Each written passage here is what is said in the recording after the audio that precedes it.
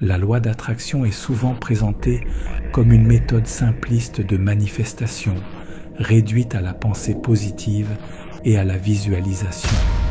Cette approche populaire, largement véhiculée par des ouvrages de développement personnel et des médias grand public, laisse croire que l'univers fonctionne comme un simple distributeur automatique répondant aux désirs conscients des individus.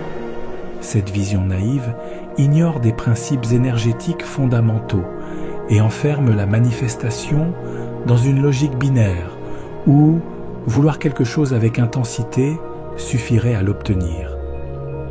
Prenons l'exemple des personnes qui passent des heures à réciter des affirmations positives sur la richesse ou l'amour, mais qui ne voient aucun changement dans leur vie.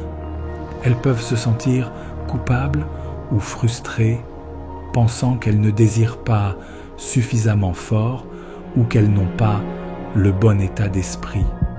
Or, la réalité est que leur vibration profonde, influencée par leur mémoire corporelle, leurs croyances inconscientes et leur schéma énergétique, n'est pas en adéquation avec l'objet de leur désir.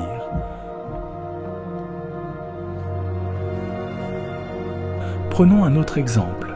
Une personne ayant vécu des expériences d'abandon dans l'enfance peut répéter des affirmations telles que « Je suis aimé et je mérite une relation harmonieuse », mais son inconscient conserve une mémoire de rejet qui altère la fréquence qu'elle émet. Son énergie est marquée par la peur de l'abandon, ce qui peut inconsciemment attirer des partenaires émotionnellement indisponibles, reproduisant ainsi son schéma initial. Cette personne peut croire que la loi d'attraction ne fonctionne pas, alors qu'en réalité, elle manifeste exactement ce qui est inscrit dans ses archives énergétiques. De même, pour une personne souhaitant l'abondance financière, peut visualiser son succès, rédiger des chèques d'abondance et créer des tableaux de vision.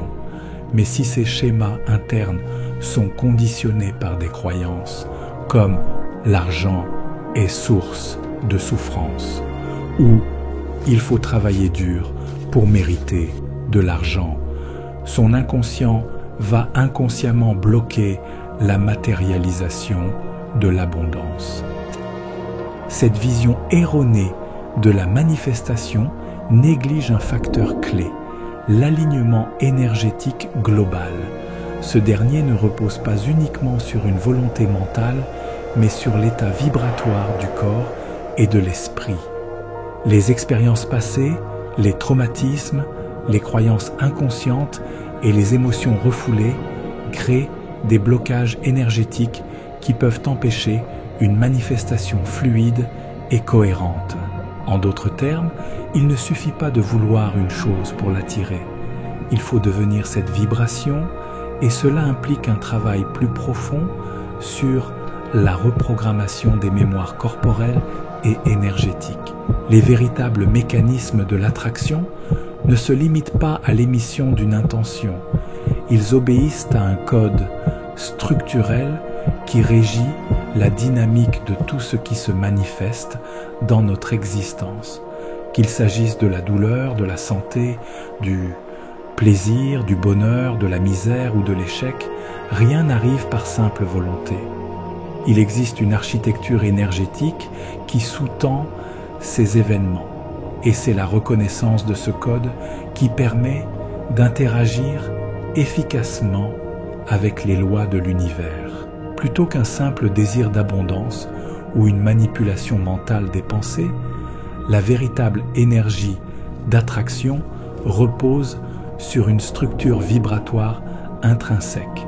Cette structure s'appuie sur un réseau d'interconnexion entre le corps humain, ses sens tangibles et éthérés, la dynamique énergétique des portes du corps, ainsi que l'influence des planètes qui constituent notre système solaire. Ces éléments ne sont pas de simples concepts symboliques, mais des réalités énergétiques formant le fondement du principe de manifestation et révélant la programmation du projet d'incarnation. La véritable attraction repose sur une architecture énergétique et vibratoire où l'être humain, son corps et ses archives cellulaires jouent un rôle fondamental. Il ne s'agit pas uniquement d'attirer des biens matériels, mais de comprendre comment l'énergie se structure, circule et influence la matière, les émotions et la connexion à l'espace de la conscience. Le corps humain est une bibliothèque vivante, un archiviste énergétique où chaque expérience, chaque émotion et chaque intention laissent une empreinte. Ces informations sont stockées dans les tissus, le système nerveux et les fluides corporels, influençant inconsciemment nos comportements et nos perceptions. L'archive du corps est une empreinte énergétique et sensorielle où chaque expérience laisse sa marque. Cependant, toutes les expériences ne s'enregistrent pas avec la même intensité. Les émotions fortes, en particulier les émotions négatives comme la peur, la tristesse ou la colère, sont celles qui s'ancrent le plus profondément. Cette persistance est due à leur densité énergétique extrême. L'énergie émotionnelle suit une loi simple. Plus elle est intense et non exprimée, plus elle se cristallise dans le corps. La mémoire des émotions denses alourdit la matière, influençant le mouvement, la posture et les schémas de pensée.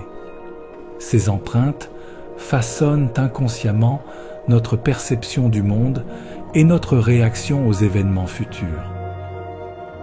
Mon approche chamanique, élargie par la compréhension de l'énergie de la matière, tente d'expliquer que la matière est une énergie dense, fluide et malléable qui enregistre et structure les expériences.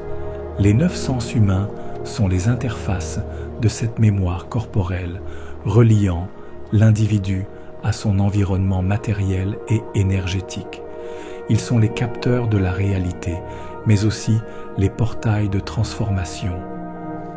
Ainsi, la loi d'attraction ne devrait pas être envisagée comme un raccourci vers la réussite personnelle, mais comme une science subtile, exigeant une compréhension profonde des structures vibratoires et de l'alignement énergétique nécessaire pour influencer notre réalité de manière consciente et durable.